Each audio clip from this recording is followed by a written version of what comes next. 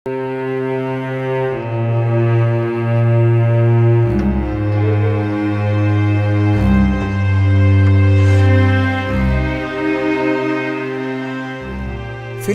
গাজা উপত্যকায় অনাহারে একদিনে ১৫ জনের মৃত্যু হয়েছে।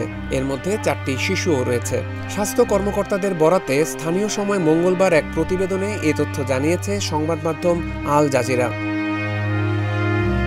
প্রতিবেদন বলছে, ইসরায়েলি হামলা শুরুর পর থেকে অপুষ্টিজনিত কারণে মোট মৃত্যুর সংখ্যা ১০১ জনে দাঁড়িয়েছে।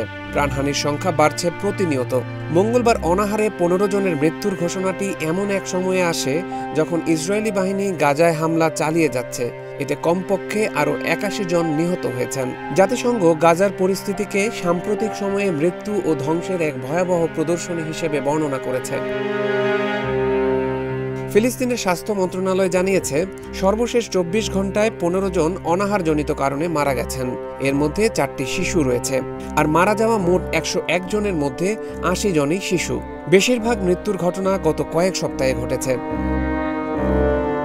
যুদ্ধবিধ্বস্ত গাজার ২০ লাখের বেশি বাসিন্দার মানবিক পরিস্থিতি ভয়াবহ পর্যায়ে পৌঁছেছে।